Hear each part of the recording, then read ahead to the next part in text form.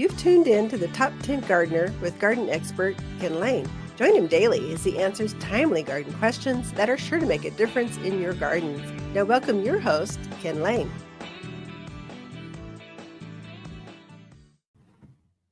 And back in the studio, Lisa Waters Lane comes in each week and just shares her garden tips just from a different angle. I think there's value. You get 10 gardeners in a room.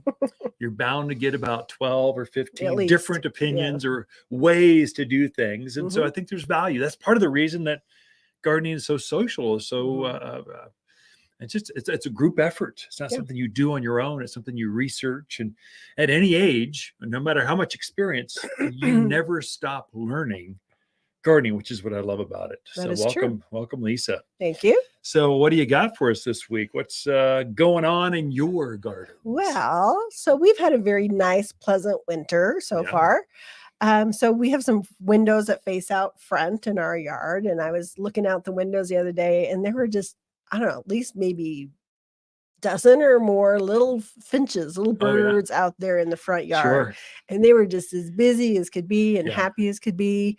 And then later that day I was looking because we have a little fountain there. Also look over in the fountain, which is running because it's underground. We keep it running through the winter.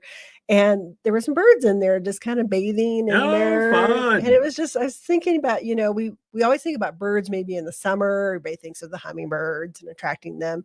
But it is just so nice to have a yard where nature, where wildlife, where birds want to come in and hang out because they are fun to watch. Yeah, especially in the winter when there's not a lot else. I mean, the plants are growing, but it's really painful to watch them grow so slow. Birds. And the great thing, too, is there's two sets of birds out there. There's summer birds, like you mentioned, the hummingbirds. That's when the butterflies are out and things are going. And then there's your winter birds. They fly south. They like to spend time up, way up in Canada or higher elevations. They come down to here because this is their summer vacation spot or their winter home and they like it. So it's a whole different set or kinds of birds. So that's what's so exciting. Plus, I think you just see them more because you got to, the leaves are on the trees and you're just seeing them out there more, being more active. So we have a lot of birds in our yard, but we never put out a bird feeder. Think of how bad it would be if we did. There would be hundreds. And not that it's bad. I mean, if people want to put out feeders, more power to you, not knocking that at all. But you can also attract birds in without, but we've never put up a hummingbird feeder. We've never put up a bird feeder, but we have a ton of birds in our yards because we've created a landscape that is friendly to them. So, birds want a few things. I mean, first of all, they want water. So you can't have a water source, even if it's a plastic saucer or put a bird bath out, but put a heater in it for the winter. You don't want it to freeze. But giving them a water source is hugely important. The second thing they want is food, and they also want cover. So cover is, you got to have some tall trees in your yard. You got to have some shrubs. You got to have some ground cover, low growing things, because they want to feel safe in your yard. So if you've got nothing in your yard but a bird feeder hanging there, they're not going to feel very safe because they don't have that cover that they need.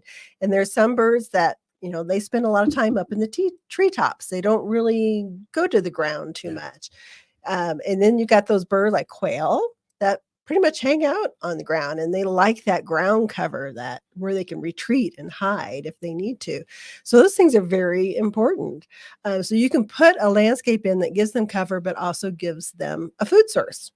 So there's a lot of plants we can put in that provide berries and wildflowers that give seeds and that kind of thing. So I thought I would kind of talk about those plants. I like it. No, that's perfect. So we've got water in the backyard and the front yard. We've got a full-on pond in the back. I noticed the bigger birds like it back there. They want to jump up on the rocks and go on the waterfalls and kind of be over here. Get kind of, they're towards the evening. They're like hydrating before the cold, before the evening comes. The front yard is more of it's a tall piece of granite, polished, water's bubbling up the top. It's not as aggressive.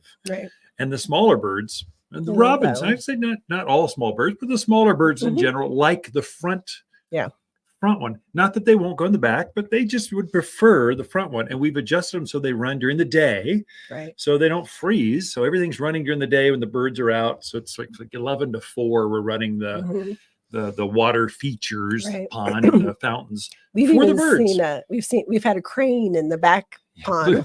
Blue heron. Blue We've seen heron. eagles flying over. Yeah. Ducks have been in the back. That's true. Pond, we had a kinda. ducks a couple years ago. It's crazy. It's kind of fun. The doves go out there and use a lot. So the back one, you're right. It's definitely the big birds. The front one, especially in the summer, the hummingbirds love to hang out. They just will grab onto the fountain and just kind of hang there with the water going over and just kind of take a rest and take a sip. And it's kind of weird to watch, but it's fun interesting. To watch. Yeah. So in your yards, if you're looking for tall canopy trees, some that do really well here, your maples, your pines, your spruce, aspen, sycamore, all of those are going to do really well in your yard. Beautiful trees. But they give you that tall canopy plant that's where they're going to roost too. They're going to be up there. The hummingbirds, we see them all the time in the mimosas, maples. They're up there roosting. You see little tiny nests in there. So yeah, and our big juniper too. We have big native juniper back there. I love that big thick. They like the thickness, right? And you'll see an entire flock of birds in this one tree going crazy. Yeah. Oh my gosh, it's such a party. We're all here. It's so exciting. Yeah, so definitely need those tall plants in your yard. You also need some medium canopy plants. Ones that I thought of are barberry, caryopsis, butterfly bush, things that actually produce a berry. So cotoneaster, pyracantha, lilac, just things that they're can get into to kind of hide. And if you can give them a food source at the same time, it's even better. Pyracantha. I said pyracantha. Oh, you did. Sorry, I missed it. I was trying to help you think of others. We got 2 acres of garden centers. There's nothing but plants that are medium sized. We can help you with that. I have to say my favorite class of plants for this would be your cotoneasters, because there's some tall ones that get about 6 foot. Gray leaf gets about 4 foot. There's some low growing ground cover ones. So they kind of, and they're animal resistant as far as deer and bunnies and that kind of thing. But they also give a really nice berry, which is really pretty. So those are good. Oregon grape holly. Oh, good choice. Be another one I thought of. Yeah. Sand cherry, serviceberry, sumacs, another good one. So if you've got native scrub oak, I think I would kind of put in there too, because that's a great native, doesn't take anything really to take care of it. Yeah. And the birds love it. So you don't have to clear everything off your property. You can leave some of that native stuff in there and make the birds happy as well. Then your low growing plants. So we have Salvia gregii, we have Gaillardia, dianthus, Russian sage. Russian sage is another really good one. The dwarf lilacs, so the repeat blooming bloomerangs, got those yuccas.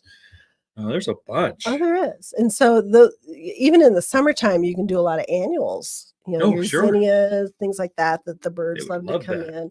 So in like this time of year, so back at your office, you had a bunch of wildflowers growing, but we cut them down, but we left kind of the seed there. Yeah. So that gives the birds something to eat. Your grasses are excellent for those winter birds because they're eating the seed heads. So you can put a lot of things in to kind of naturally encourage those birds into your yard. Did you notice in the backyard last week, we had a pair?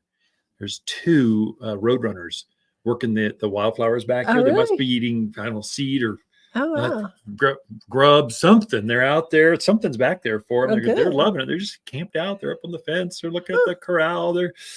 It's kind of fun to watch them tag team. I didn't see them. I'll have to keep my eyes out for them. But it is fun to watch all the little birds come in and kind of just make their home your home. Make your home their home. Yeah, that's right. It's pretty easy. Right. So I think the main thing is, and I'll get in my soapbox again because it drives me bonkers, and I get it. People move here, they retire, they want more of a low maintenance yard. But if you have nothing but rock and a one tree in your yard, and a boulder. Gotta have the boulder. You're really not encouraging nature. You're not, and you're missing out because you're not encouraging that. You're missing one of the more beautiful things in life, which is watching nature. nature. We are surrounded. We're on the flight path. So we are on the migratory pattern. So Lisa, thank you. How to attract more birds. We've got this handout at the garden center. You want it. It's like 3 pages of just plant recommendations, what Lisa just summarized. Come in. It's free. Love to chat with you about how to do that. Getting more birds in your yard. Be right back with more after this. My living room feels so empty. Now that the Christmas tree is gone, the house just seems so blah. Brighten it up with a big, bold, beautiful plant from Waters Garden Center. Fill that cavernous space with tall tropicals, colossal cactus, and sizable succulents that bring the great outdoors indoors. Make a gorgeous green space you can enjoy all year, not just for a season. Unique, exclusive, one-of-a-kind houseplants found only at Waters Garden Center in Prescott. You're listening to garden expert Ken Lain, owner of Waters Garden Center in Prescott. Look for more tips, tricks, and garden shortcuts through Ken's website. Additional shows of this podcast, read his weekly garden column, or follow him on Facebook, Instagram at watersgardencenter.com. That's Waters with 2 T's, gardencenter.com.